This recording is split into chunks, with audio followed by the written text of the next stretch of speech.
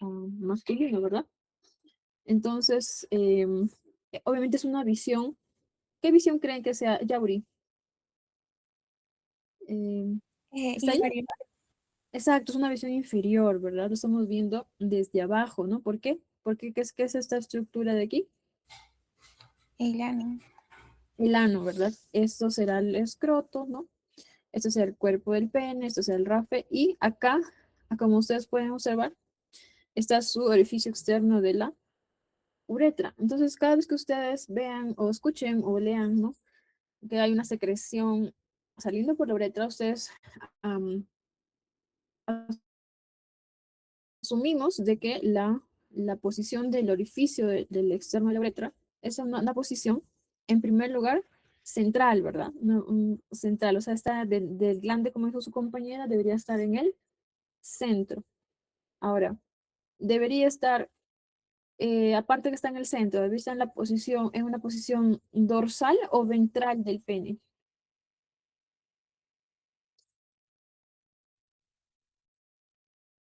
A ver, Yauri, que está, seguimos con Yauri.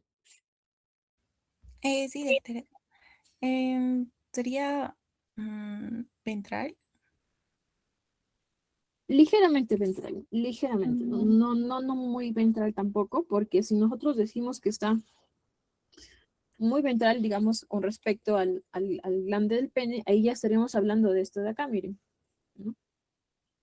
Entonces, esto, miren, acá ustedes están viendo, es lo que yo les había prometido, ¿no? Traer justo para ahora, que era una fotografía, por ejemplo, de un bebé que nace con un orificio uretral, no sé si se ve. A ver, me confirman si se ve, por favor, usando para cambiar de puntero. Miren, en este bebé, por ejemplo, su orificio uretral pues del pene está en una región ventral, como dice su compañera, pero es una región ventral muy, muy inferior, ¿no? Y esta es una vista igualita a esta, ¿no?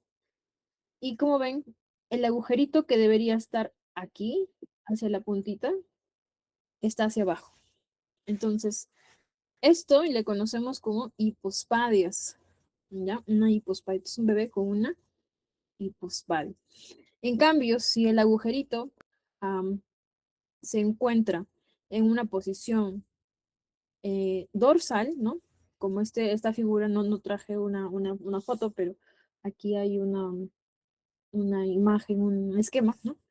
De que, por ejemplo, este agujero, que es el orificio externo de la uretra, en vez de estar aquí, en la punta y central, y ligeramente ventral, no mucho, está saliendo aquí, ¿no? Entonces, esto lo conocemos como epispadias. ¿Alguien levantó la mano, creo? Quería hablar, quería participar.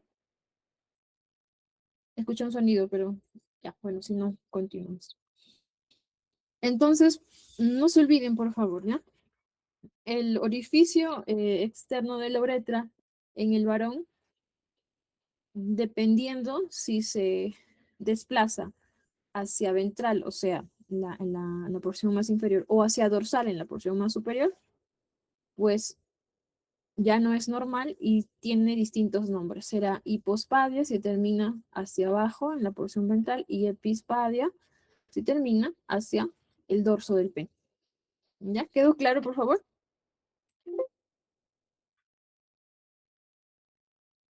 Sí, doctora. Ya, ahora sí, continuamos. Entonces, blanquecina, pero más es mucosa. ¿Ya? Pero ojo, miren, esas glándulas de Thales, aunque son ojo de esta secreción que le conocemos como esmegma, ¿ya? Como parte contribuyen al esmegma, en realidad, formar el esmegma. ¿Qué es el esmegma? Los varones deben saber esto, ¿no?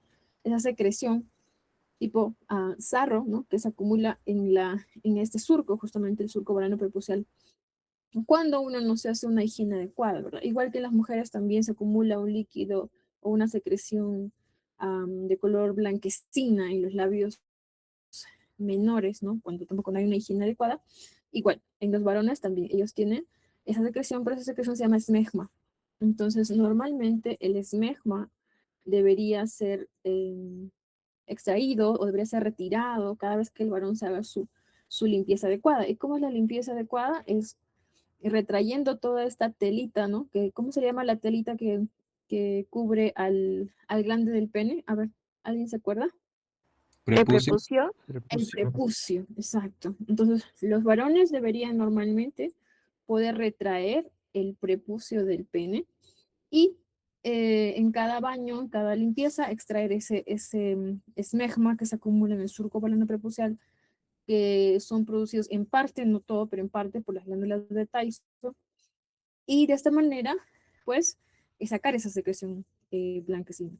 Más la secreción blanquecina no sale por el orificio uretral masculino.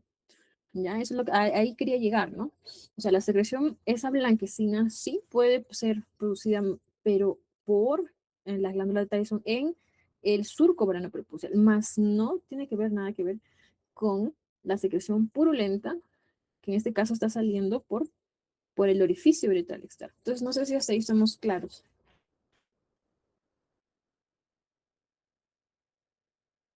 El día miércoles consta de 21 preguntas, ¿no? 21. Entonces está para 21. Son 10 y, a ver, 8.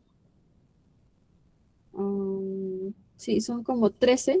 Sí, 13 preguntas que son para marcar y 8 son para escribir, pero esas que son para escribir son imágenes que están aquí, o sea, en esta presentación, ¿no? Y en la otra, porque la he dividido en dos, le dije a su compañera.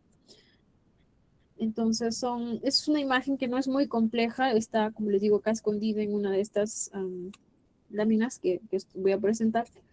Y simplemente es reconocer, ¿no? Reconocer la estructura y colocarle el nombre, ¿no? Entonces, vamos a empezar un poquito con retroperitoneo. Entonces, en el retroperitoneo nosotros teníamos a todas esas estructuras que estaban cubiertas parcialmente por el peritoneo, ¿no? Que es esta capa fenestrada, ¿no? Que le da el recubrimiento y funciona a la vez como una barrera de filtración para líquidos que llegan a esa zona vía linfática o vía sanguínea. Entonces, recordemos a nuestro amigo, el diafragma, ¿no? Este músculo conformaba una cúpula que tenía una porción tendinosa, un centro tendinoso, y luego a manera de un paracaídas se insertaba ya con sus fascículos musculares en la región lumbar a través de sus ligamentos mediales y laterales, en la región costal, tiene su porción intercostal y una porción external, ¿no? Y este diafragma, este músculo inspiratorio máximo, ¿no? Tenía unos ciertos agujeros que le daba para algunas estructuras, sobre todo vasculares y digestivas, ¿no? Estamos hablando de, dependiendo la zona en la que, o la altura, perdón, la altura de la vértebra que salía, ¿no? Por ejemplo, en este caso, en el lado derecho, nosotros teníamos que a la altura de T8 estaba saliendo, ¿no? Emergiendo. ¿Se acuerdan qué vena? Aquí, Ven acá inferior, doctora. la vena cava inferior, muy bien, ¿no? Con sus 3 afluentes, ¿no? Que eran las, Las venas suprahepáticas. las venas suprahepáticas, ¿no? 2 laterales y una media. Entonces, esa estructura teníamos aquí a la altura de T8, pero esa vena cava inferior no venía sola, ¿verdad? Venía también con una estructura nerviosa, que era en este caso el nervio frénico, ¿no? El nervio frénico también estaba por ahí a esa altura, llegando, ¿no? Para inervar, obviamente, al diafragma, ¿no? En toda su extensión. Luego teníamos este otro agujero, ¿no? Que era el agujero para esta estructura del sistema digestivo, ¿no? ¿Cómo se llamaba esta estructura a la altura de T10? El esófago. No. El esófago, muy bien, el esófago. Y el esófago también no venía solo, ¿no? Venía con dos estructuras nerviosas, una por adelante y otra por atrás. ¿Qué estructura nerviosa era? Los troncos vagales. Exacto, los troncos vagales, ¿no? Un tronco anterior que es el vago izquierdo, el tronco posterior que es el vago derecho. Y luego teníamos acá, pues, a otra estructura vascular también, ¿no? Que nacía a la altura de T12 y que era la madre, ¿no? La madre de todas las arterias de esta zona, ¿no? Que era la Aórtica. aorta abdominal, muy bien, que tampoco viene sola, ¿verdad? ¿Con quién venía? Con el conducto torácico. Exacto, el conducto torácico, que más abajito tenemos a la La cisterna vena. del kilo, muy bien, la cisterna del kilo. Y otros libros, ¿no?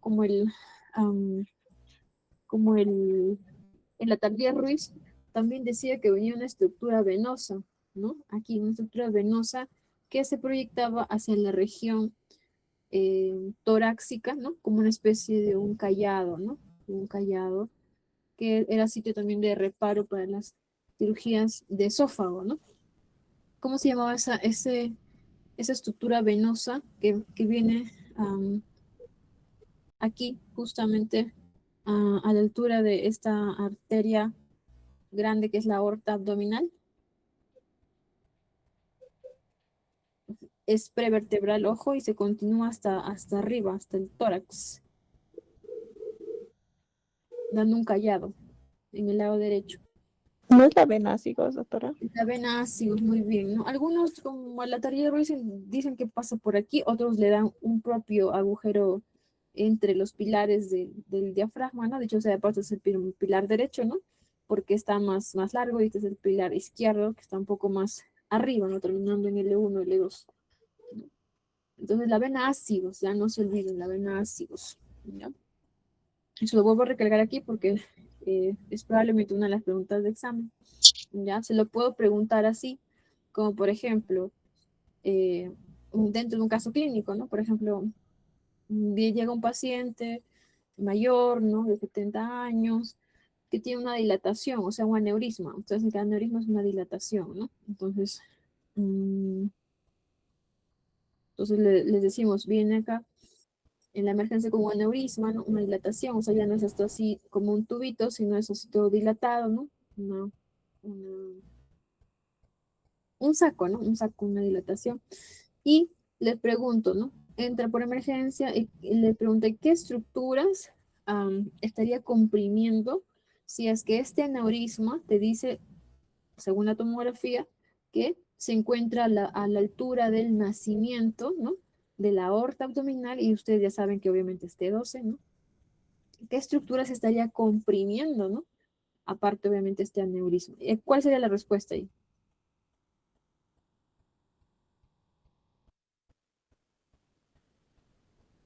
¿Hola?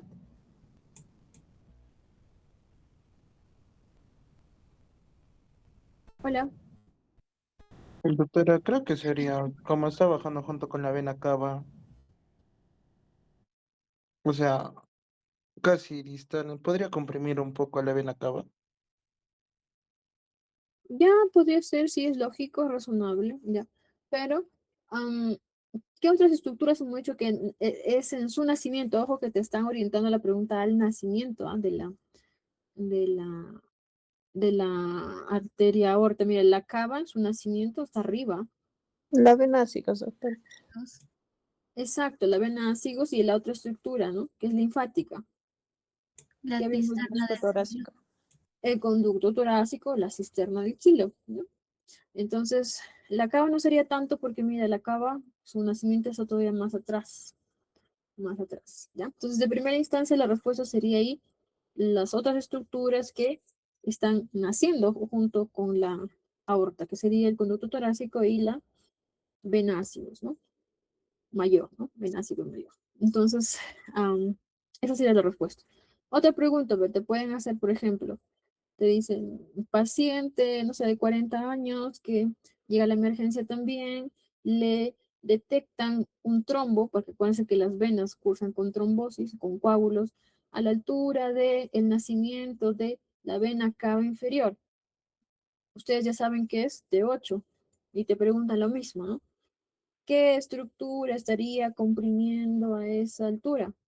Pues, ¿cuál es la respuesta? El nervio frénico. Doctorita, no se le escuchó muy bien. ¿Podría por favor repetir la pregunta?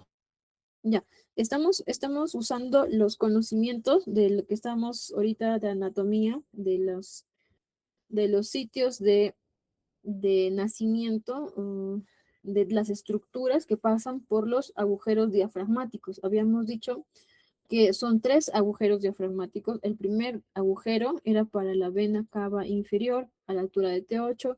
El segundo agujero era para el esófago a la altura de T10. Y habíamos dicho el tercer agujero que era para la aorta abdominal a la altura de T12. Entonces, yo le estaba diciendo que en los exámenes a ustedes se les puede preguntar, no directamente la aorta nace a la altura de tal, sino que les preguntan con una patología, por ejemplo, que comprime, por ejemplo, el caso de un aneurisma, ¿no? Que es una dilatación de un vaso, y te preguntan a la altura de esta estructura, que en este caso es la aorta abdominal, le detectan a un paciente un aneurisma y te dicen qué estructuras en su nacimiento, ojo que siempre hacen énfasis ahí, estaría comprimiendo secundariamente, ¿no? Aparte de esta, pues esta dilatación de la aorta, ¿no? Entonces la respuesta ahí le decía a sus compañeros que eran las otras estructuras que están pasando por este agujero. Y en el caso de la aorta era el conducto torácico que dijo su compañera, o la cisterna del kilo que también está por ahí. Y la otra respuesta era la vena ácigos, ¿no? La ácigos mayor que también por acá entre sus pilares, pilar derecho y pilar izquierdo, se estaba metiendo y drenando, ¿no? Porque es prevertebral y llegaba hasta la zona del tórax, ¿no? Donde ahí terminaba. Entonces, eso era con respecto a la aorta, pero yo les dije, ahora hagamos un símil, una similitud, pero orientándolo a la vena cava inferior, ¿no? Entonces, en las venas cavas habíamos dicho que te pueden preguntar como un paciente que tiene un coágulo o una trombosis, porque un coágulo es un trombo, ¿verdad? Que se encuentra, por decir, a nivel de la vena cava inferior en su nacimiento, ojo que todos sabemos ya que el nacimiento de la vena cava inferior es aquí, ¿no? En la, o bueno, en la unión, bueno, no es el nacimiento, sino que es una zona por donde pasa, ¿no? Atraviesa aquí en el foramen, en este caso diafragmático derecho. Entonces, aquí las 3 venas suprahepáticas están uniéndose y formando o drenando en la vena cava inferior. Entonces, te preguntan si el trombo está aquí, a nivel de este agujero diafragmático, ¿qué otras estructuras va a estar comprimiendo? La respuesta ahí podría ser pues, venas suprahepáticas, sí, muy bien, venas suprahepáticas, ¿no? Tanto derecha, izquierda y media, ¿no?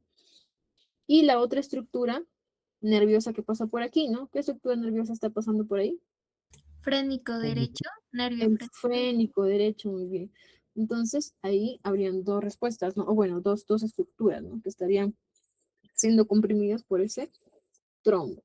Otra pregunta podría ser igual. Le dicen, pues, un paciente, pues, que sufre, en este caso, como es digestivo, una úlcera, ¿no? Una úlcera a nivel de el orificio diafragmático para el esófago. Y ustedes ya saben que el orificio diafragmático para el esófago es el T10. Entonces se dicen qué otras estructuras esta úlcera podría, si es que cuando se llega a romper, ¿no? Haciendo un agujero aquí a esta altura, otras estructuras estaría, en este caso, alterando, ¿no? Porque si es una perforación, obviamente va a salir el líquido, en este caso gástrico, ¿no? Porque por reflujo, ¿no? Pero bueno, ya, no es la idea, sino que ¿qué otras estructuras estaría alterando? Serían las estructuras nerviosas también que pasan por aquí, ¿no? Serían Vagos, los vagos. Exacto, los troncos vagales, ¿no? Anterior y posterior. Entonces, algo así, ¿ya? Entonces, para que ustedes puedan relacionando, ¿ya? ¿qué más? No sé si hasta ahí se entendió. Si no, me hacen parar, por favor. ¿Ya?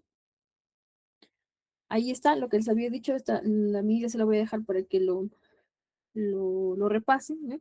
Acá se ven los troncos vagales, acá se el esófago, vena cava inferior con sus 3 afluentes, ¿no?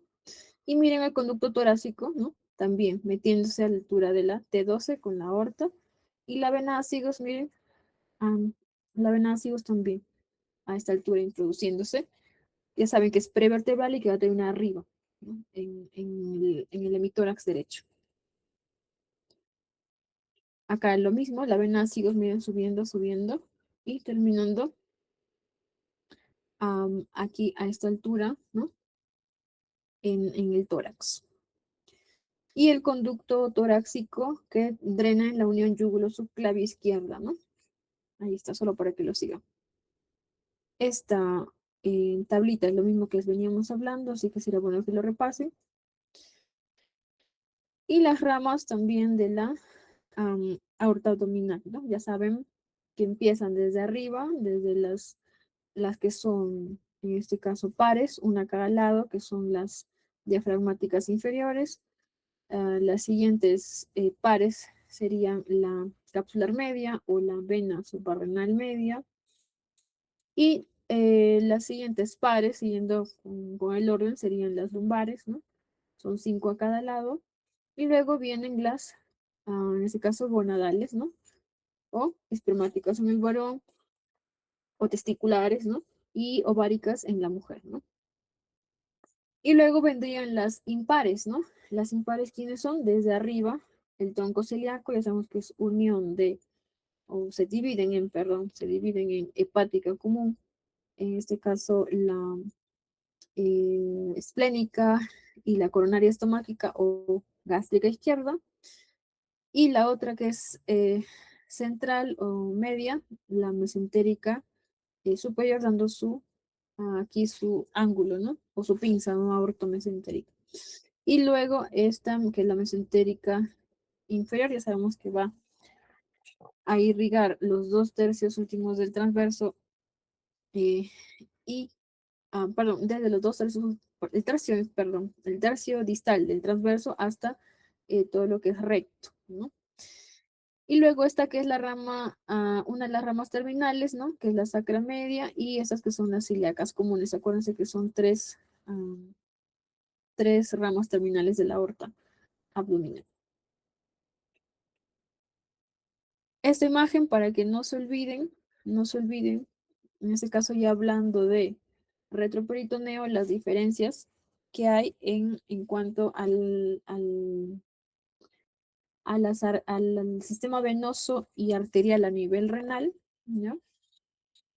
Por ejemplo, ¿no? Ustedes saben que la vena cava inferior siempre está tirada hacia el lado derecho, mientras que la aorta abdominal está tirada hacia el lado izquierdo. Eso significa que la vena renal derecha va a ser más corta que la vena renal izquierda, que por definición es más larga que la vena renal derecha. Lo contrario sucede con la arteria, ¿no? Miren la arteria. Esta es la aorta abdominal. La arteria renal derecha será más larga, ¿no? Que la arteria renal izquierda. No sé si se captó ahí. Si no, dígame para volver a explicarlo. ¿Me volvería a explicar, por favor? Ya. Entonces, vamos a ubicar con otro esquema. Ahí está. Miren, la vena cava inferior, esta vena cava inferior, siempre está tirada un poquito más hacia la derecha, ¿ya?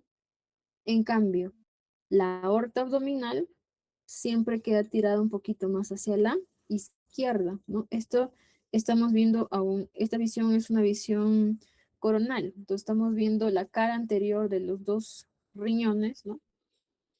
Por lo tanto, esta es vena cava inferior, esto es derecha, esto es izquierdo. Entonces, la vena cava inferior, que es esta, está más pegada al riñón derecho. Por lo tanto, la vena renal derecha, miren, va a ser más cortita que la vena renal izquierda. ¿Por qué? Porque la vena renal izquierda tiene que pasar por delante de la aorta abdominal y terminar aquí, miren, en el riñón izquierdo, ¿no? Entonces, vena renal derecha es más corta que la vena renal izquierda, ¿no? En venas. Ahora vamos a arterias.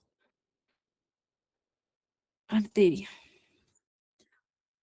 Como la aorta abdominal está tirada un poquito hacia el lado izquierdo, entonces esta arteria renal izquierda va a ser más cortita porque miren, acá nomás llega al riñón izquierdo que la arteria renal derecha. La arteria renal derecha, miren, tiene que pasar por debajo, perdón, por detrás de la vena cava inferior para llegar hasta, miren, todo este recorrido hasta el riñón derecho. Por lo tanto, la arteria renal izquierda, ¿no? Es más corta que la arteria renal derecha. ¿Sí se entendió? Otra vez vuelvo a explicar. O sea, todo depende de que ustedes se ubiquen quién está a qué lado más, ¿no? En este caso, la vena cava inferior es más derecha y la aorta abdominal es más izquierda. Entonces, de ahí todo ya cae por su propia cuenta, ¿no? Y también tienen que saber que la vena siempre está delante de la arteria. A ver, ¿estamos? O si no, la vamos a volver a ver hablando justamente del ilio, miren acá, del ilio renal. Vamos a riñones, miren. Entonces, vamos acá a hablar del ilio renal. Vamos a ver si entonces acá.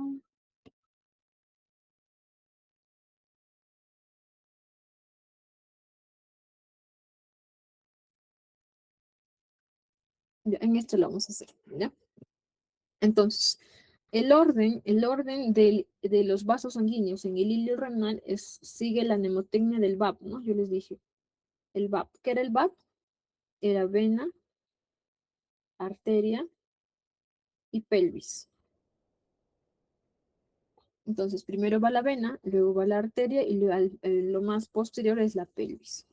Entonces, aquí más o menos se dibuja, ¿no? Más o menos, ¿no? Esta sería la vena, atrás está la arteria y acá termina la pelvis renal.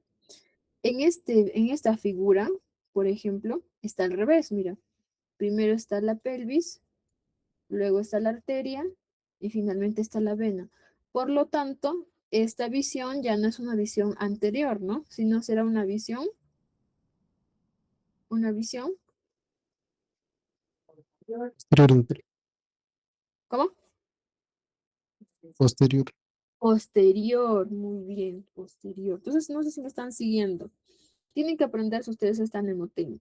El VAP. El VAP es una mnemotecnia que te dice, para que nunca te olvides, la posición de los vasos sanguíneos en el hilo renal, pero en posición anatómica. Esto es posición anatómica, o sea, esta es su parte anterior, atrás será la posterior, y este es el riñón derecho, ¿no? Y así es, ¿no? Pero si tú lo ves al revés, como este caso, ¿no? Este ya no es posición anatómica. Entonces, este riñón está girado, lo estamos viendo de su cara posterior. Ya, entonces, es lo mismo que estábamos viendo acá, ¿no? Es lo mismo que estamos viendo. Entonces, esto es posición anatómica, ¿por qué? Porque nuestra vena cava inferior está al lado derecho un poquito y la aorta abdominal siempre está al lado izquierdo. Entonces, eso tienen que grabarse ustedes. Vena, otra vez miren, vena, adelante, arteria atrás y atrás de todo la pelvis, ¿no? Atrás de todo la pelvis. El VAP. No se olviden. Luego, del plexo, en este caso, del plexo lumbar, lo que tienen ustedes que recordar, básicamente, le vamos a preguntar por los nervios del plexo lumbar que tienen compromiso a nivel de la región inguinal y perineal. ¿Y cuáles son esos nervios? Los vamos repasando, ¿no? ¿Cuál era el primer nervio, se acuerdan? Hipogástrico. No, pero antes había otro, antes del hipogástrico. La Uno que, subcostal. Tal. claro, el subcostal. El subcostal, ¿se acuerdan que inervaba a quién? A un La musculito. rodeaba. Claro, el subcostal, su raíz nerviosa el T12, pues, ¿no? Que era la costilla número 12 o la costilla flotante, ¿no? Pero ese subcostal inervaba un musculito, que su origen era aquí, miren, en la cresta ilíaca superior y que venía hacia acá, hacia sus ¿Un raíces. cuadrado lumbar, doctora? Exacto, el cuadrado lumbar a sus apófisis transversas de L1 hasta L5, ¿no? Entonces, ese musculito era el famoso cuadrado lumbar, ¿no? Cuadrado lumbar. Entonces, ese era el subcostal. Luego el subcostal sí seguía lo que decía su compañera, ¿no? Era el ilio hipogástrico, ¿no? Doctora, ¿cómo sabe que ese es el ilio hipogástrico? Ah, es fácil, ¿no? ¿Por qué? Porque el ilio hipogástrico, algunos libros decían que tenía su ramita, ¿no? Una ramita que iba al canal inguinal, y miren, justo se ve saliendo del L1, del L2, bueno, como contribución de T12 también, y se mete acá dándole la inervación a estos tres músculos de la pared anterolateral del abdomen, que ¿cuáles eran? ¿Se acuerdan? ¿Cuáles eran, chicos? El más profundo era el, Transverso del abdomen. el transverso del abdomen, el que le seguía era Oblicuo interno. el oblicuo interno, y el último que era más superficial, el oblicuo externo, ¿no? Entonces, hipogástrico. Entonces, dando una ramita para el canal inguinal, pero muy superficial, y la otra más también superficial, pero para la región lateral de un poquito del muslo, ¿no? Entonces, hipogástrico, ilio hipogástrico. El siguiente que venía también, L1, L2, un poquito de T12 también, pero más L1, L2, era este nervio que, a diferencia del otro, por eso lo diferenciábamos, se metía también al conducto inguinal, pero a la altura de este reparo anatómico. ¿Qué reparo anatómico óseo es este? Era la espina, Espinilleta. la espina ilíaca, pero habían habían en realidad Anterosuperior. cuatro. Antero superior. Exacto, la anterosuperior, ¿no? Entonces, por eso lo diferenciábamos nosotros del otro, del hipogástrico, ¿no? Este hilo inguinal venía también, porque eran hermanos, ¿no? De las mismas raíces nerviosas tenían, pero se insertaba acá a nivel del espina ilíaca antero superior, y también se hacía, miren, se insertaba en el conducto inguinal y terminaba en esta zona, ¿no? Dependiendo si es varón, terminaba escroto, porción anterior, o labio mayor de la mujer, también porción anterior, ¿no? Y luego teníamos pues a este otro nervio que sí era un poco más delgado y no tenía una rama profunda, ¿no? Sino que terminaba aquí en toda esta región lateral del muslo, ¿no? ¿Y ese a quién nos estábamos refiriendo? El femorocutáneo lateral. Exacto, el cutáneo femoral lateral, ¿no? Y ya luego vienen los más fáciles, ¿no? Los más fáciles, ¿quién es? Era este, ¿no? Clásico, que atravesaba pero no inervaba a este músculo grande que es el psoas mayor, ¿no? O, claro, el psoas mayor. ¿Cómo se llama este nervio? L1, L2 también. Lo atraviesa. Genitofemoral. Exacto, lo atraviesa, pero no lo inerva y termina en dos ramas, ¿no? Una rama es una rama más superficial, ¿verdad? Para también esta región del pene, habíamos dicho, la región dorsal del pene, y parte también del escroto, ¿no? En el caso del varón. Y la otra rama, que era más superficial, que era la rama, perdón, Esta es la rama, perdón, esta es la rama genital, chicos, perdón. Esta es la rama genital y esta es la rama femoral. La rama genital terminaba en la piel del escroto y también de paso inervaba a qué músculo, ¿se acuerdan, chicos? Pues del cordón esfermático de las capas del testículo, ¿se acuerdan? Y que justamente también le daba un reflejo, ¿no? Cremaster. El cremáster, pues el cremáster. Entonces, la rama genital del génito femoral, aparte, tenía una rama motora que le daba la contracción al cremáster, que se encargaba de, ¿se acuerdan? De ascender el testículo, ¿no? A una zona más superior, ¿no? En caso de frío, y luego lo devolvía, obviamente, ¿no? Y una rama que es sensitiva para la piel del escroto, ¿no? Una rama superficial. Entonces no se olviden, por favor, del génito femoral, ¿no? 3 cruces, ¿ah? No se olviden. Esa rama genital y su rama femoral. Y por último, penúltimo, perdón, ¿no? Este músculo este nervio grandote, ¿no? Que era de L2, L3 y L4, ¿no? Acá lo vemos este mismo, ¿no? Es lo mismo, que era el Femoral. femoral, ¿no? El más fácil de todos porque terminaba aquí, ¿no? En el ligamento inguinal formando parte del van de adentro hacia afuera, ¿no? El van femoral, ¿no? Y hasta ahí nos faltaba el último que era en este caso, había un nervio que terminaba, ¿se acuerdan? En el agujero obturador, ¿se acuerdan? Aquí, en esta porción Nervio obturador. el obturador interno, muy bien. El nervio obturador interno, que también tenía su van, ¿no? Su van del obturador interno, vena, arteria y nervio obturatriz, ¿no? Y luego venía el otro, de acá no se ve, pero casi se ve una parte, ¿no? Que era el tronco lumbosacro, ¿no? Entonces, y ahí terminaba pues nuestro plexo lumbar. Entonces, miren, para que no se olviden, miren, acá otra vez, la rama, miren, la rama genital, perdón, la rama femoral, ¿no? Del genito femoral. Y acá el nervio ilioinguinal para dar también la inervación a la parte anterior del escroto, ¿no? Y por aquí más abajito será la rama genital también del genito femoral, ¿no? El cutáneo lateral femoral era la parte más externa de todo lo que es el muslo, ¿no? Y esto pues que depende del obturador, ¿no? Que esto ya es plexo. Pues plexo lumbar también, pero en su porción, digamos, la porción medial del muslo. Esto ya está. Ya esto sí es clásico, ¿no, chicos? Ya esto ya es súper fácil, súper regalado, ¿no?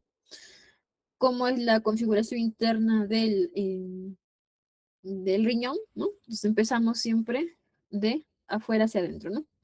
Esto que es más externo, ¿no? Viene a ser, ¿qué viene a ser, chicos, esto? El 1. ¿Qué es el 1? Miren, La corteza. la corteza, muy bien. La corteza que contiene a los glomérulos, ¿no? Los glomérulos renales, el túbulo contorno proximal, ¿no? Y luego venían ya estas estructuras piramidales, por eso se llaman, ¿no? Pirámides de Malpighi, ¿no? Que forman parte de si esto es la corteza, esto será, ¿qué será la Malpighi? La médula. La médula, muy bien. Entonces el 2 será Malpighi, pirámide de Malpighi. El 3, ¿qué será, chicos? Este 3, miren, esta estructura que termina como un ápice, un apex, que tiene como a 25 más o menos túbulos rectos que terminan acá en esta zona, que van a terminar por aquí, pues, bueno, trayendo la orina que ha sido filtrada aquí en los glomérulos renales de la corteza. ¿Cómo se llama esta zona? Caries menor. No. El cáliz menor, miren, chicos, ¿La es papila? la papila, ya no se confundan, chicos, ¿ya? O sea, si alguien le señala esta estructura acá, que pertenece todavía un poquito a la pirámide del Malpighi, pero su apex, eso es la papila. El cáliz menor sería, si a ti te señalaran, por ejemplo, este que es el número 6, ¿no? El número 6 sí, con su compañera vendrían a ser los cálices menores. ¿Por qué? Porque la papila drena toda esta orina producto de la filtración glomerular de la corteza en estas estructuras pequeñas de 2 a 3, dice el libro, ¿no? Que se juntan, ¿no? Y van a formar el número 8, que es el cáliz mayor, ¿no? Entonces, el número 6 serían los cálices menores, ¿no? Menores. Y este número 8, la unión de 2 a 3 cálices menores, vendrían a ser los cálices mayores. Mientras que el número 7, que sería la unión de los 3 cálices mayores, que sería La pelvis renal. la pelvis renal. Muy bien. Y finalmente terminará en esto que es el 5, que viene a ser el uréter, ¿no? El uréter. Entonces esto es lo mismo, ¿no? Lo mismo, miren, lo mismo, solo que está en inglés, ¿no? Pero no hay que tenerle miedo ahora porque es lo mismo, ¿no? Entonces, pirámide Malpighi, porción medular, la papila, miren otra vez, miren, papila, la papila.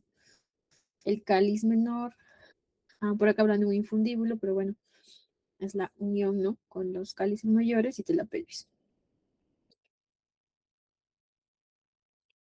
Otra cosa que podemos preguntar, relaciones del riñón, ¿no? Ustedes saben que las relaciones anteriores son diferentes que las relaciones posteriores. Este, por ejemplo, chicos, ¿será una posición anatómica o no? O sea, ¿qué cara creen que estemos viendo aquí? Miren, del riñón, ¿la anterior o la posterior? Posterior, doctora. Posterior, muy bien. ¿Por qué sería posterior? Por el riñón, por el riñón izquierdo, ya que ahí dice con el cuadrado lumbar. Ya, muy bien, sí, por varias razones, ¿no? Uno, porque es ese cuadrado lumbar, y todos sabemos que el cuadrado lumbar, ¿dónde está? ¿Hacia posterior o hacia anterior? Posterior. Posterior, ¿verdad? O sea, el cuadrado lumbar con toda la pared abdominal posterior está obviamente posterior, ¿no? Entonces, También podrá ser por la disposición de la arteria, que en este caso, cuando es posterior, podríamos decir que está delante y la vena estaría atrás. exacto, también, esa es una segunda, ¿no? La segunda, como dice Daniela, la arteria, ¿no? Miren, la aorta es la que se ve primerito. Y si tú ves primerito la aorta, quiere decir que esa es una visión posterior. Hay otra razón también acá, por la cual sería es una visión posterior. Tiene que ver, miren, ¿qué pasa con esta altura? Miren, ¿es igual acá que acá o no? ¿Cuál es el riñón que está más bajo? A la izquierda. El izquierdo, ¿sí? El derecho. Derecho, El derecho, El disculpe. derecho por la presencia del hígado. Exactamente. Entonces, este está más bajito, este está más alto. Entonces, ¿qué quiere decir? Que este es el riñón derecho y este es el riñón izquierdo, chicos, ¿no? Entonces, ya tienen 3 razones para ubicarse en una tomografía, en cualquier imagen, ¿ya? Que les presente, ¿no? Ya no los engaña. Entonces, primero, bueno, ya, porque lo leyeron acá, ya. Lo otro es porque la posición de la arteria, como es su compañera, la arteria siempre más posterior, ¿no? Y bueno, la pelvis, bueno, en realidad la más posterior, ¿no? Pero entre los vasos la más posterior la arteria. Y luego la altura de los riñones, ¿no? Riñón derecho siempre es más bajo que el izquierdo, generalmente 1 centímetro o a 2 centímetros, ¿no? O la altura de una costilla prácticamente. Entonces no se olviden, por favor, hacia atrás, relaciones posteriores de los riñones, generalmente es la misma, ¿ya? Son musculares. Entonces, ¿quién está hacia afuera? El cuadrado lumbar. ¿Quién está hacia adentro? El psoas. Y más lateral, ¿quién será? La pared anterolateral del abdomen, o sea, el músculo transverso del abdomen, que es el más profundo, ¿no? Y hacia arriba, ¿quién tenemos? Al diafragma. Punto, se acabó. Son lo mismo. La diferencia, ¿dónde está? Aquí, ¿no? Aquí es la diferencia. Entonces, la diferencia es en la cara anterior. Ahora, otra vez nos fijamos, como dice su compañera, ¿quién es la porción vascular o el vaso más anterior? Es la vena. Entonces, miren, acá le están diciendo, vena cava inferior adelante, vena arteria y atrás estará la pelvis, ¿no? Entonces, en el derecho es diferente que en el izquierdo. En el derecho aquí tenemos, como su mismo nombre han dicho los compañeros, ¿no? Al hígado, ¿no? Entonces, por eso es que está más bajito que el izquierdo. Lóbulo derecho del hígado, ¿no? Área hepática. Por dentro, ¿quién tenemos? A la sed duodenal, o sea, a la segunda porción del duodeno, ¿no? Luego acá tendremos a la cabeza del páncreas, acá no lo han puesto, pero acá está la cabeza del páncreas. Abajo tendremos a la flexura cólica, acuérdense que acá está el colon ascendente, ¿no? Que está dando su codo, ¿no? Que es la flexura cólica derecha o flexura cólica hepática. Hacia arriba, siempre en su polo superior, nunca hay pierde porque son las suprarrenales, ¿no? Tanto derecha como izquierda. ¿Qué otra estructura tenemos? Este es el lado derecho, ¿no? Ahora en el lado izquierdo, ahí no tenemos hígado, ¿no? En vez de hígado tenemos al vaso, ¿no? Por esto es el área esplénica. Al lado del vaso, más medial, tenemos al estómago, ¿no? Entonces se da su impresión gástrica. Un poco más abajito tendremos a la cola del páncreas, ¿no? Más abajito tendremos al yeyunos, a las asas yeyunales, y más abajo a la flexura cólica izquierda, ¿no? Que viene a ser donde el transverso que está viniendo de acá, colon transverso, se vuelve colon descendente, ¿no? En esta flexura o codo, por eso se llama flexura cólica izquierda. Ahora lo vamos a ver acá abajo. Vamos a ver si acá está. No está. Bueno, pero esas son las relaciones. Y bueno, la suprarrenal, que también siempre no varía, ¿no? En el polo superior del riñón. Esto es el plexo lumbar, ya lo hemos visto, perdón, plexo sacro, ¿ya? Y del plexo sacro, lo que hay que recordar, aparte de, pues, el tronco lumbosacro, ¿no? El tronco lumbosacro que le hemos visto, porque sus ramas terminales son uno, el ciático, y el otro, que vendría a ser el clásico nervio de la, pues, de la región perineal, que es el pudendo interno, ¿ya? Y contribuyendo, ¿no? En parte, con una de sus raíces, ¿no? Obviamente. Tenemos que recordar a esos básicamente, ¿no? Luego el resto de los onocoxigios y coxigios no tanto, pero sí al ciático y al pudendo interno.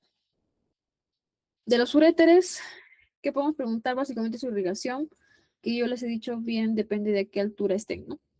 Entonces, si es uréter porción proximal, dependerá del que está más cerca, ¿no? Que es la arteria renal. Si está porción media, ¿no? Va a depender de quién, de las gonadales, que son estas, ¿no? Y su porción más inferior, pues dependerá, si está a la altura donde cruza con los vasos ilíacos, de la ilíaca común, y la porción más inferior de la ilíaca interna con su rama, la vesical inferior, si es que es varón, y vaginal, si es que es mujer. Por ahí también rectales medios, sí, en menos proporción, ¿no? Vamos avanzando un poquito más rápido. Suprarrenales, que tienen, nunca olvidar, las tres ramas, ¿no? ¿Cuáles son las tres ramas de la arteria suprarrenal? Le preguntan, por ejemplo, ¿no? En un caso. Dicen, llega un paciente que tiene un tumor, ¿no? Como por ejemplo un feocromocitoma. Las arterias implicadas en la irrigación de este órgano son, o son ramas de, ¿no? Te pregunto. Entonces, ¿cuál será la respuesta aquí? Primero, nosotros sabemos que las suprarrenales tienen tres irrigaciones, ¿no? La suprarrenal superior, que es rama de esta, que es la frénica inferior, que todos sabemos que es rama de la aorta abdominal. Luego, la suprarrenal media, que es rama también de la aorta abdominal. Y por último, la suprarrenal inferior, que es rama generalmente de la arteria renal. Entonces, si les preguntan así, ustedes que tienen que responder, uno. Sería, dependiendo de lo que encuentren en la alternativa, ¿no? Sería uno, las arterias, perdón, las suprarrenales dependen de tronco que viene de la frénica inferior, ¿no? Frénica inferior, perdón, mi letra, perdón. 2, tronco de aorta abdominal, ¿no? Tronco, aorta abdominal. Y 3 sería arteria renal, ¿no? Esa sería la respuesta. Entonces, no se olviden, por favor, los 3 orígenes de la irrigación de los suprarrenales. Y ahí acabamos con reto peritoneal. Ahora vamos a pasarle rapidito a lo que es perine. De perine, lo que tenemos que recordar, por favor, no se olviden de repasar es esto. Los agujeros ciáticos, ¿no? Los agujeros ciáticos y su contenido, ¿no? Entonces, tenemos 2 agujeros definidos por estos 2 ligamentos, que es el sacro tuberoso y el sacro ciático.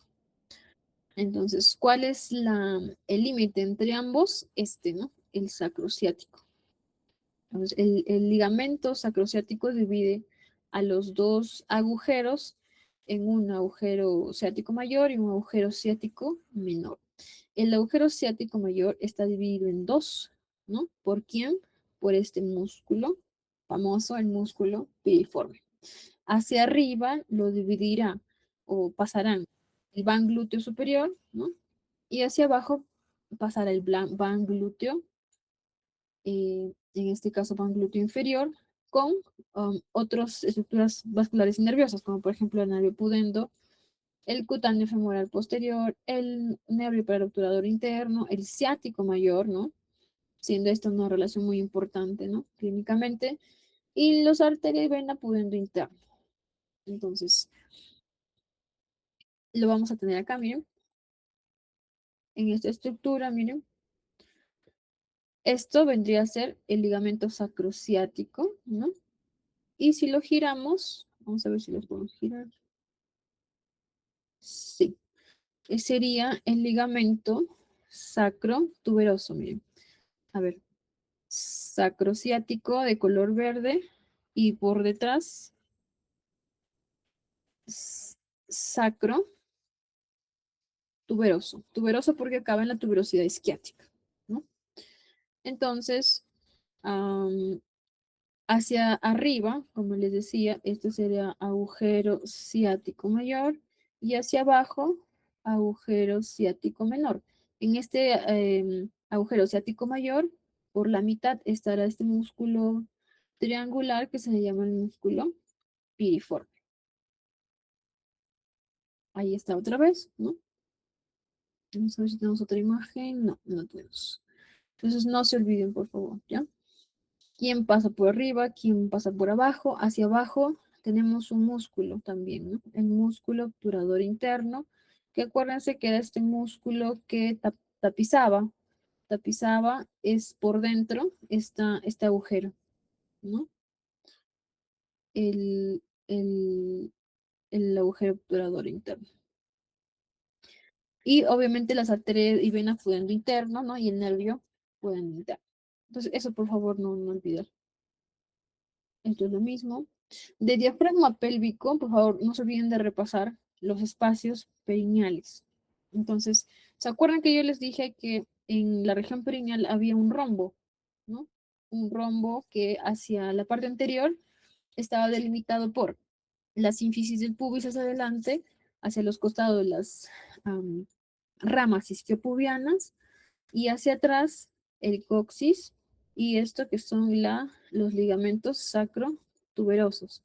Entonces, este rombo se dividía en 2, uno anterior, que venía a ser el triángulo urogenital, ¿no? Triángulo urogenital, y hacia atrás el triángulo anal o isquioanal, si quieren, ¿no? Entonces, los espacios perineales, superficial y profundo, se definían en este triángulo, Entonces, habrá un espacio perineal superficial hacia abajo, ¿no? Delimitado, o bueno, lo que contiene son 2 músculos, ¿no? No, hasta 3 inclusive. Esta literatura menciona 2, pero hasta 3 o sea, los 2 músculos eréctiles, tanto el varón como en la mujer, ¿no? que son el isquio cavernoso y el bulbo esponjoso, ¿no? Y acá no lo han colocado, pero es el transverso superficial del perineo.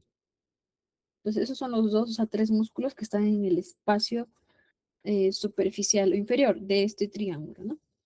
El otro espacio será el espacio perineal profundo, ¿no? En el cual sí están otros dos músculos más, ¿no?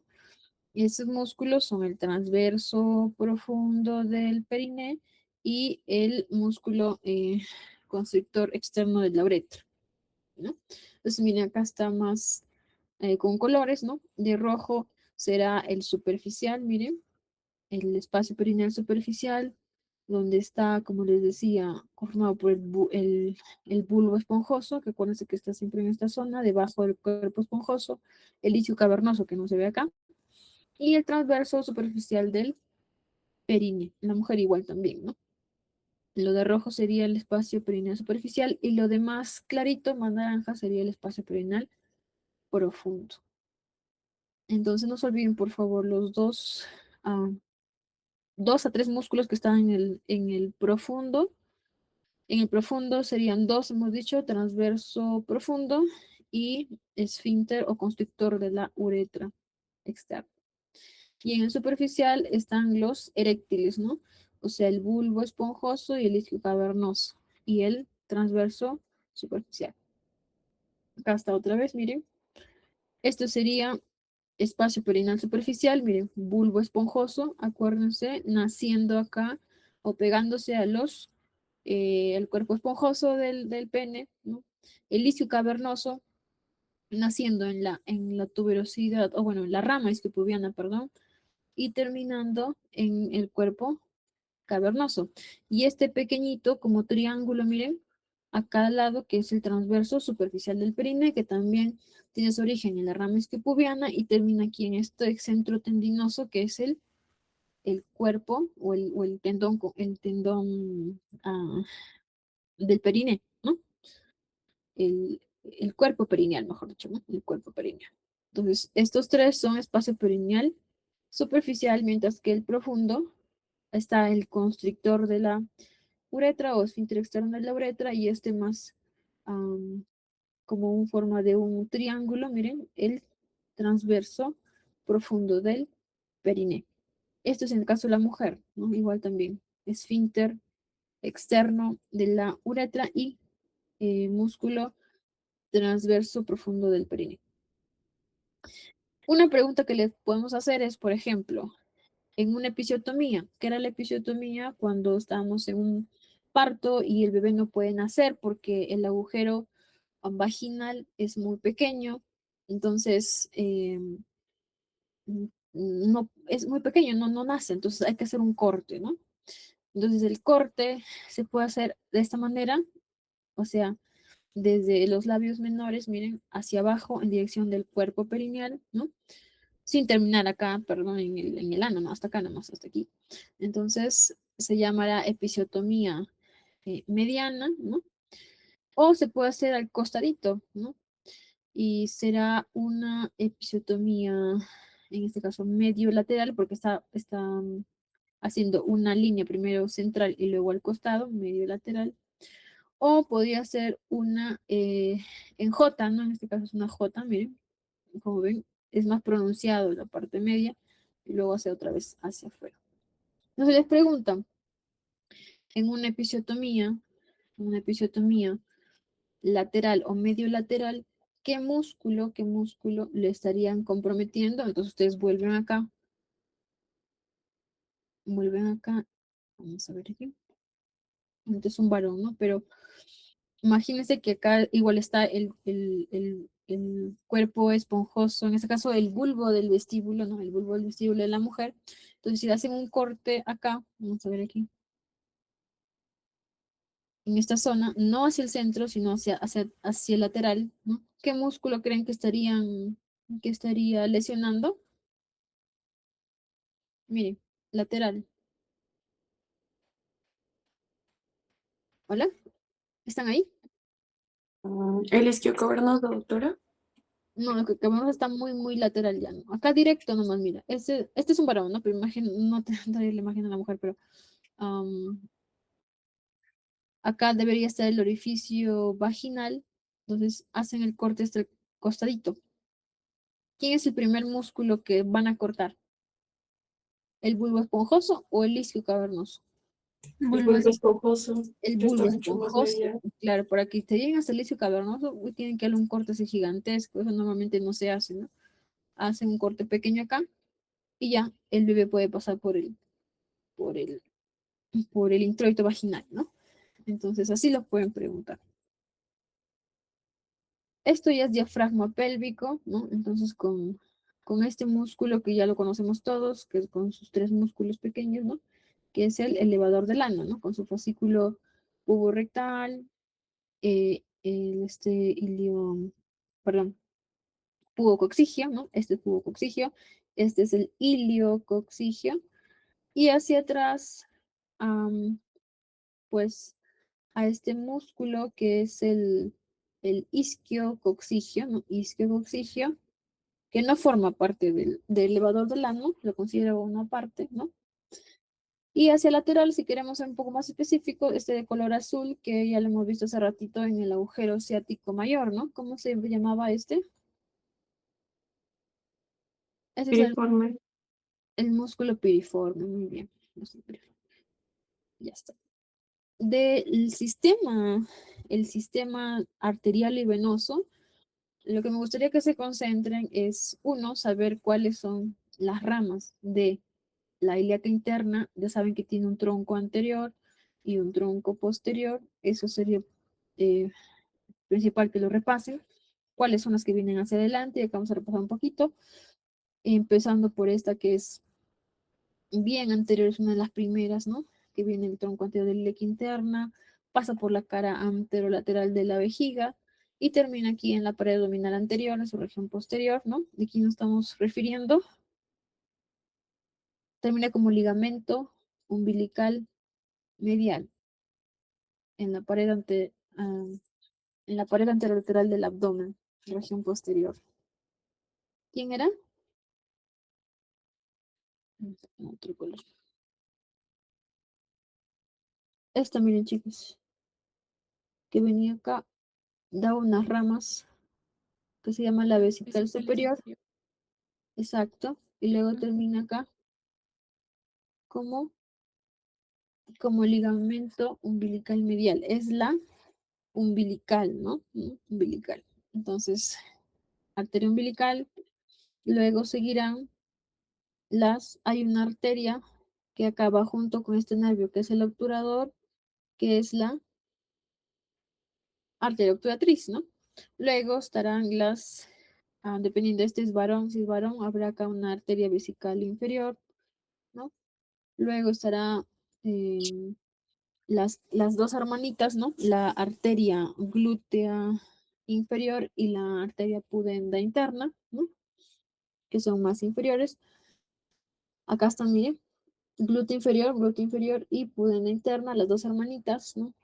Y esta, por ejemplo, que es la rectal media, ¿no? Porque está terminando ¿dónde? Aquí, en la pared lateral del recto.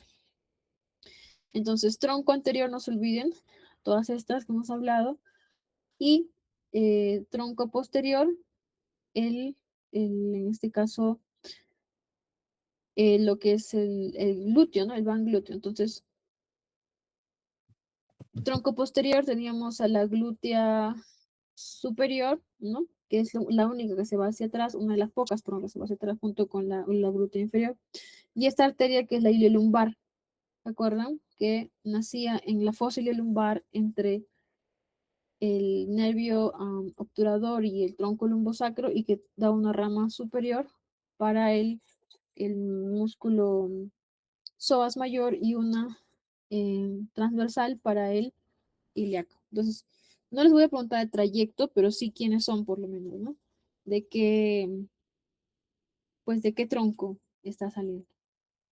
Lo mismo del pudendo interno, ¿ya? Porque ese es el nervio pudendo interno, ¿verdad? Miren, el único que sale de S2, S3 y S4, esas raíces, ¿no? y viene delante de esta fascia del piriforme, sale por primero agujero ciático mayor, luego agujero ciático menor, entra este que es el conducto canal de Alco, da sus ramitos rectales posteriores, luego los escrotales posteriores y termina como, bueno, acá también una rama perineal y luego termina como el nervio dorsal del pene. Entonces lo que sí habría que tener en cuenta es los ramos que terminan adelante, ¿no? Estos ramitos, sobre todo para el escroto y para los labios mayores en la mujer.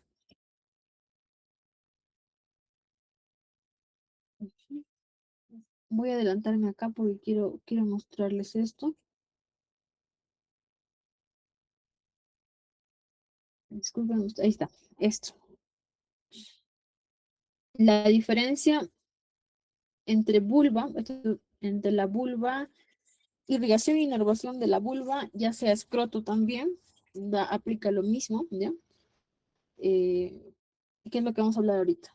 En inervación, por ejemplo. Yo les decía que a la vulva o al escroto se los divide en prácticamente dos partes, una parte anterior y una parte posterior. La parte posterior es lo que acabamos nosotros de ver ahorita, que está todo inervado por el nervio pudendo interno.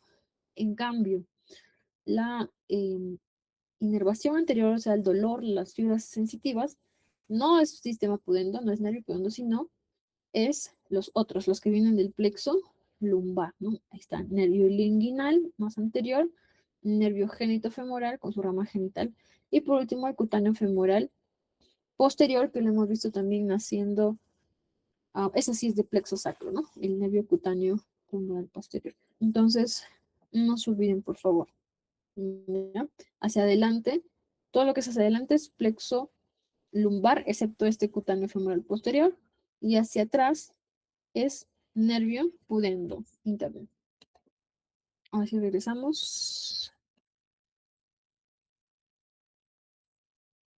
Lo otro que no se pueden olvidar es vías espermáticas. Y las vías espermáticas, lo que es la desembocadura de este conducto, ¿se acuerdan? Que este conducto lo hemos visto acá en el testículo, ¿no?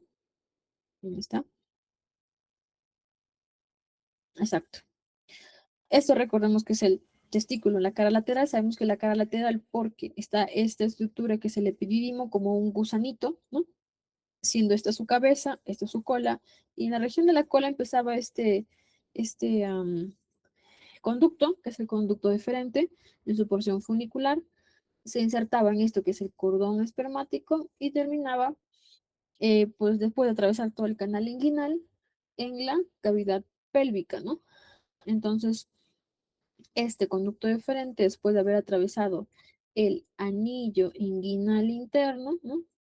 Venía por toda la cara pélvica y terminaba en la región de la próstata, en su cara postero superior, donde se unía, ¿no? ¿De acuerdo? Se unía, perdón, el conducto deferente, perdón, es este de acá ya. Perdón, este me estoy confundiendo, es el ureter. Entonces, el conducto deferente está acá. Se unía, miren, acá, se unía junto con esta otra estructura con forma de bolsa alargada que viene a ser la vesícula seminal. Entonces, este conducto deferente, antes de unirse con este que es la vesícula seminal, formaba una ampolla, ¿no? Una ampolla. Y al unirse acá, en la cara posterior superior de la próstata, pues formaba un conducto. ¿Cómo se llamaba ese conducto que lo atravesaba la próstata de atrás hacia adelante? ¿Se acuerdan? Conducto eyaculador. El conducto eyaculador, muy bien, ¿ya? Entonces no se olviden de eso, por favor. Y bueno, sus relaciones obviamente con la próstata, con la vejiga, ¿no?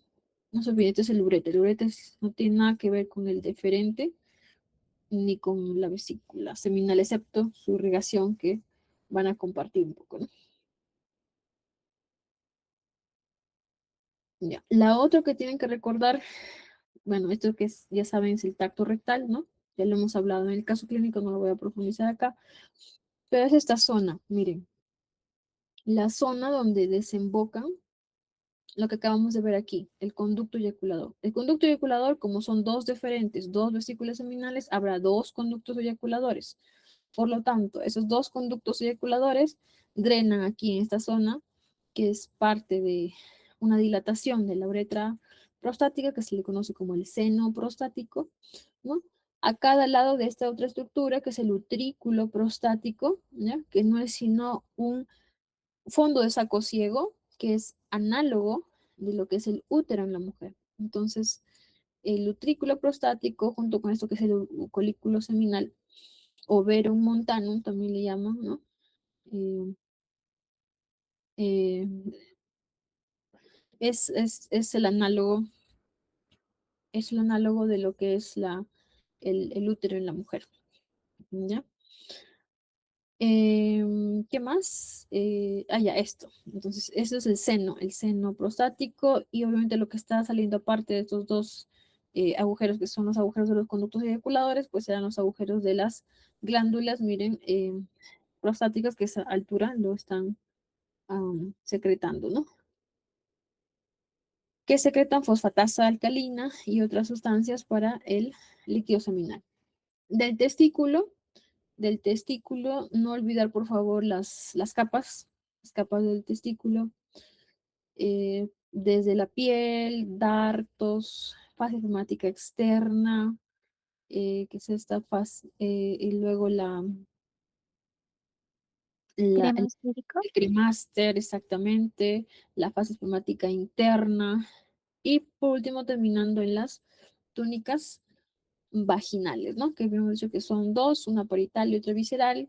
Y ahí venía la correlación que le preguntamos nosotros en el anfiteatro, ¿no? Bueno, a un grupo le preguntamos qué era, vamos a ver si está aquí, sí, ahí está, que era el hidrocele, ¿no? El hidrocele. ¿Se acuerdan que el hidrocele yo les dije que era producto de una comunicación entre la cavidad abdominal y esto que es la cavidad vaginal, ¿no? Era ese espacio que normalmente es virtual, no debería haber mucha, la aguja es una gota nomás de este líquido, pero en los niños que tienen una comunicación, o en el adulto también, comunicación entre la cavidad abdominal y su testículo, o sea, su escroto, ¿no? Se llenaba esto de líquido y se conocía como hidrocele. ¿Entre qué capas hacía? Entre la capa vaginal visceral y la capa vaginal parietal, ¿no? Lo otro que no se olviden es el varicocele. ¿Que era el varicocele? Era la dilatación de esta estructura venosa que le conocemos como plexo pampiniforme, ¿no? El plexo pampiniforme, que era, ¿se acuerdan? Aquí está. Era el drenaje venoso del testículo, pero en su porción anterior, ¿no? Porque en su porción posterior tiene su otro plexo testicular posterior, ¿no? Pero el plexo pampiniforme era este conjunto de venas ambaricosas, ¿no? Que terminaban en la vena gonadal, dependiendo, ¿no? En la vena gonadal, que a su vez terminaría en las venas cavas inferiores, ¿no? A cada lado. Entonces, no olvidar eso, que es otra correlación clínica. Ya hablamos de las hipospadias y epispadias.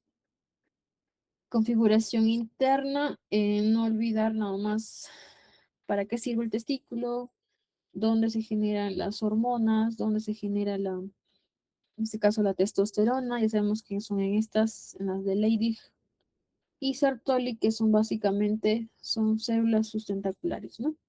No olvidar esto, que es la cabeza del epidídimo, donde drenan los conductillos eferentes, ¿no? Y que al final van a terminar en la primera porción del conducto deferente. De las arterias del testículo, no se olviden de que es múltiple, o sea, no es una sola arteria, son tres. Uno es la testicular, que es la principal, ojo, ingresa por la cara, en este caso el borde superior, ¿no? Por el hilio del testículo, y va a irrigar todo lo que es el epidídimo, empezando por su cabeza y terminando en la cola, ¿no? En segundo lugar está la arteria cremastérica, que ya hemos dicho que es dependiente de la arteria epigástrica inferior, que es rama de la arteria ilíaca externa, ¿no? Y por último, la arteria del conducto deferente, que ya todos sabemos que es rama de la ilíaca interna, ¿no? Pero si de las tres le preguntan cuál es la más importante, ustedes tienen que responder la arteria testicular, que ya sabemos que se le llama espermática o gonadal y que termina en la, o bueno, no termina, sino que es rama de la aorta abdominal, ¿no? Ya está. Esto de los, bueno, de los linfáticos del testículo, ya sabemos que terminan, son paracabos y paraórticos, ¿no? Y los nervios vienen del plexo testicular, que viene de arriba desde el plexo ciliar. Esta también puede venir para señalarles, ¿no? En el examen, ¿no? Entonces ya saben que siempre nos orientamos con los reparos anatómicos óseos, ¿no? Esto sería sínfisis del pubis, atrás todo lo que es el sacro, es lo más grande. Vamos a ver. Vamos a ver acá. Entonces, pubis, sacro y coxis. Entonces, detrás del pubis, ¿qué será esto? La vejiga. Delante de la vejiga, el rectus con su plexo prostático, sus ligamentos pubo prostáticos, si es varón, ¿no? Luego hacia atrás tendemos al recto, ¿no? Al recto. Este espacio, ¿cómo se llama? Entre el recto y la vejiga. Retroprostático, el del tenombiliar. Ya, el espacio, Vesical. no, el espacio se llama, o la cavidad sería, ¿El saco de Douglas? No, en mujeres. pero acá es Douglas. Douglas es mujeres. No. Recto Recto vesical. vesical. Recto vesical, muy bien. Entonces, no se olviden, por favor, no se confundan, porque eso también en el anfiteatro se suelen confundir. Cuando le preguntan cavidad anatómica o espacio, tienen que estar señalando acá. Pero si ustedes le ponen el alfiler o le señalan esto sí es el tabique recto vesical que contiene esta fascia, o el tabique también le llaman, de non-biliars, ¿no? Entonces, por favor, no se confundan. Este es el espacio, pero esto sí es el tabique, ¿ya? El tabique. Entonces, lo que está debajo de esta vejiga, ¿quién será? Próstata. La próstata, ¿no? La próstata. Entonces, esto es la próstata.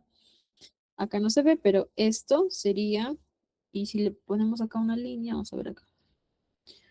Esto sería cuello de la vejiga, esto sería la uretra prostática, y lo que le sigue la uretra prostática y atraviesa esto que es el diafragma pélvico, sería la uretra, no está señalada ahí, ¿no? Pero sería la uretra Membranosa. membranosa, muy bien, membranosa. Entonces, la uretra membranosa tiene en su profundidad esto que está aquí en el número 4, que son unas glándulas, ¿no? ¿Cómo se llaman esas glándulas? De Coop. Exacto, bulbouretrales o de Cooper, ¿no? Que ya todos sabemos que no drenan a esta altura, sino drena ¿dónde? Aquí, ¿no? A la altura de la uretra esponjosa, ¿no? Que termina acá. Entonces, estas bulbouretrales de Cooper tienen sus conductitos que drenan aquí en la uretra esponjosa, ¿no? Por lo tanto, si esto es la uretra esponjosa, lo del número 3, ¿qué cosa será? La uretra peniana. O no. Así. No se ve tal como tal uretra peniana. Se ve, miren, ¿cómo se llama todo esto? Miren, esta estructura. ¿Lo esponjoso? ¿El qué? ¿El qué, perdón? Está ¿Lo bien. esponjoso estará? Bulbo esponjoso, no. El 3 es el cuerpo esponjoso. El 3 es el cuerpo esponjoso. El 2 sí es el músculo bulbo esponjoso. ¿Cuál es la diferencia? Es que el músculo cubre al cuerpo esponjoso. Entonces, doctora, ¿y por qué no puede ser cuerpo cavernoso? No, pues porque esto se supone que es un corte sagital, ¿no? Un corte sagital. Entonces, lo que va a estar cortando acá un poquito es el cuerpo esponjoso. Esto de acá, sí, es cuerpo cavernoso porque está un poquito más lateral, ¿ves? Está viniendo de la rama isquiopubiana, de los pilares del pene y metiéndose acá, ¿no? Entonces, el número 3 sería el, el cuerpo esponjoso, el número 2 sería el bulbo, el músculo bulbo esponjoso, ¿ya? Y el número, no puedo ver acá. Ya, el uno, ¿qué sería? Está fácil, ¿no? Esto sería el testículo, ¿no? Bueno, ya hablamos de las hipospadias, ya. Una pregunta que les podría venir de las hipospadias es en relación a esto.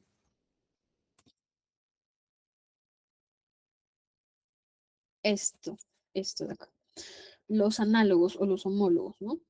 Entonces, los homólogos en el varón y en la mujer son los que dependen del tubérculo genital, ¿no? Que en el caso del varón va a terminar como glande del pene y en la mujer lo tendremos como el clítoris, ¿no? El clítoris son los dos análogos. Cuando se cierran estas estructuras que son los pliegues uretrales secundarios, acá es primario, acá es secundario, pues ahí vamos a tener ese problema que yo les dije, ¿no? El problema de la hipospadia. Entonces, es un problema porque no se fusionan bien estos dos pliegues. Entonces, estos dos pliegues uretrales secundarios en las mujeres van a quedar como labios menores. Entonces, si alguien les pregunta, un paciente, un bebé que nace con el orificio uretral, acá, uretral externo, en la porción ventral del pene, se llama hipospadia, ¿no? Entonces, es un problema de falta de fusión de lo que en la mujer sería, ¿qué cosa?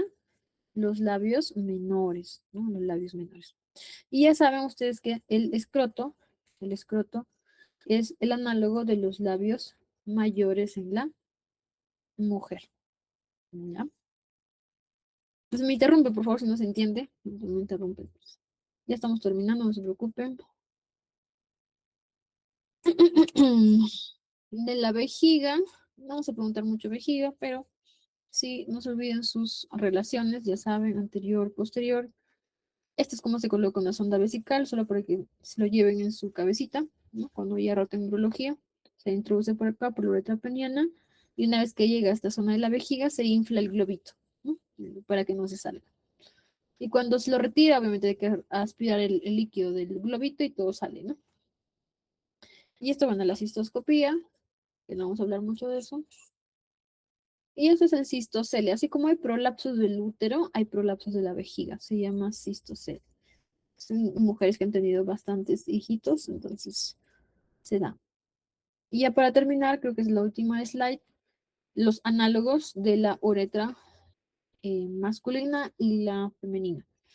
Entonces, ya hemos dicho que el análogo del clítoris es el pene o el glande del pene, ¿no? Entonces, los análogos de las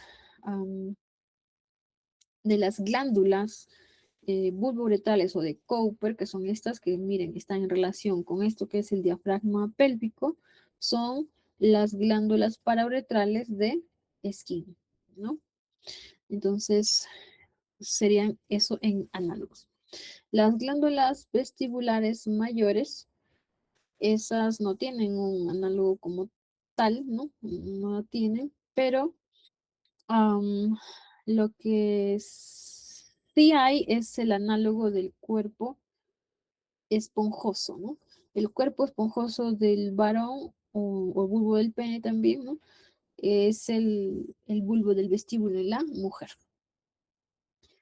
Y por último vamos a terminar con el útero, ¿ya? El útero, no se olviden que el útero tiene dos posiciones o dos direcciones. Uno que es anteflexo y hemos dicho que el anteflexo o la anteflexión es el ángulo que hace el, el útero con el cérvix uterino. Entonces, miren, esto es la posición normal. Este es el eje del útero. Miren, este es el útero normal, útero normal. Su eje sería este. Y el eje del cuello uterino sería este. Entonces, ese ángulo normalmente está alrededor de los 100 a 120 grados, ¿no? Y eso sería anteflexión. Y la otra posición del útero es la anteversión. No hay pierde ahí, porque los dos son ante y ante, ¿ya? Es su posición normal. Entonces, Y el anteverso es el ángulo que hace el útero, pero con el eje de la pelvis, de toda la pelvis. Del útero, aparte de su posición, no se olviden de estudiar su irrigación. Y en la irrigación, sobre todo lo que les hemos preguntado también en anfiteatro, un grupo, ¿no? Que es la clásica relación que hay entre el uréter y la arteria uterina. Y yo les dije con una mnemotecnia, ¿no? La mnemotecnia era el eh, bridge, o sea, que es el puente, sobre en este caso, el agua, ¿no? Entonces, el bridge, el puente, era la arteria uterina. Y el agua, o sea, el río era la orina. Entonces, la orina pasa por el uréter. Entonces, la arteria uterina pasa por delante de el uréter. Y acá se ve, miren, ¿ven? Arteria uterina, rama del tronco anterior de la ilíaca interna, viene por la cara, obviamente, lateral del diafragma pélvico, miren, viene así. Y luego acá le pasa delante el uréter, miren, este es el uréter, lo pasa adelante, se mete en el ligamento ancho, miren el ligamento ancho, acá está, el ligamento ancho. Este es ligamento redondo, obviamente, ¿no? Pero el ligamento ancho empieza acá, desde el salpings, o sea, la trompa uterina, ¿no? Hasta la vejiga inclusive, ¿no? Entonces se mete en el ligamento ancho, en esta porción que se ve todo de grasa amarilla, ¿no? Y se da sus ramas, la cérvico-vaginal y las ramas vaginales, ¿no? Y su rama también para la trompa, en este caso uterina, y sus ramas ováricas solamente para el ovario. Entonces, no se olvide, ¿ya? Otra cosa que no debe olvidarse es que la arteria uterina irriga a la trompa uterina por su porción, en este caso, más medial, ¿no? No por su porción lateral, miren, la trompa uterina, de paso acá de una vez lo vemos, ¿no? Miren, la trompa uterina tiene una porción lateral, ¿no? Y una porción infundibular. Entonces, en la porción lateral es que ah, va a estar dependiendo de la arteria ovárica, y en su porción más medial es que va a depender de la arteria uterina. Entonces, no sé si se puede ver bien, miren. Esta es la ovárica que está viniendo por esto, que es el ligamento suspensorio del ovario, que viene desde atrás, acuérdense de la aorta abdominal. Y la uterina le va a dar su rama medial, su rama más medial. Acuérdense que es el infundíbulo de la trompa, miren, es la porción intramural infundibular, la ampolla y, perdón, esta es el istmo, perdón, me estoy confundiendo. Esto es la porción lateral, la que está en relación con las franjas ováricas, que son estas ligamentos, ¿no? Que se pegan al ovario y que por aquí le van a dar la continuidad al óvulo para llegar hasta el útero. Entonces la uterina va a irrigarlo a la trompa por su porción más medial. En cambio, el ovario lo va a irrigar por la porción más lateral. Ahí está otra vez. La arteria uterina llegando por el ligamento ancho. Esta es una visión posterior, por eso es que lo ven acá a la arteria uterina pasando por delante. Esto está primero el uréter, la arteria uterina delante, y con sus ramas, todas las ramas helicinas, ¿no? Las ramas helicinas, pues, de la arteria uterina. Esto también, relaciones nada más. Lo 1 sería el útero, ¿no? El 2 estaríamos señalando al ovario. Como número 3 estaríamos señalando a la trompa, miren, a la trompa uterina. Como 4 estaríamos señalando a este ligamento que suspende al útero, a la pared anterolateral del abdomen, que es el ligamento redondo. Como 5 sería el ligamento ancho, ¿no? la porción posterior. Y como 6 sería esta porción móvil del colon, ¿no? Que lo conocemos como colon sigmoides, ¿no? Y como número 7 vendrían a ser, mire, estos vasos ováricos que vienen desde atrás, desde la aorta abdominal, ¿no? Y terminan, obviamente, en el ovario, ¿no? Que vendría a ser el ligamento suspensorio del ovario. Eso ya explicamos. Ya, lo que no habíamos explicado es la irrigación. Igual se divide en dos, una anterior y otra posterior. La anterior va a depender del ilíaca externa y la posterior va a depender del sistema ilíaca interna, o sea, pudendo, ¿no? Entonces, hacia adelante, ya sea escroto o sea vulva, el origen arterial va a depender de, por ejemplo, pudenda externa, que es rama de la epigástrica inferior, que a su vez es rama de ilíaca externa. Y hacia atrás, pudenda interna, que es rama de ilíaca interna. Y entonces, eso ya lo hemos dicho, ya lo hemos mencionado, la trompa también, la irrigación, ¿no? El mesosalpinx. Ya está. Ya. En la vagina, ¿ya? En la vagina y todo lo que tiene que ver con la vulva, al igual se acuerdan que el pene, las mujeres tenemos clítoris, entonces ese clítoris, al igual que el pene, la erección de él depende de quién, de este plexo, en este caso parasimpático, ¿no? De este plexo parasimpático que depende del hipogástrico inferior, ¿no? Que es rama de S2 hasta S4. O sea, la erección del pene y la erección del clítoris se da por la rama parasimpática que depende del S2 S4, pero que forma parte del hipogástrico inferior. Y ahí nos terminamos. Igual si hay alguna duda, me avisan. Y, uy, es la medianoche. Y ya estaríamos viendo el día miércoles. Doc, una consulta. Recuerda que nos dijo que iba a consultar con el de sistemas para el trabajo extra, que iba a sumar puntos para el examen. Sí, me ha respondido, pero me ha enviado un manual. No lo he leído, la verdad, todavía.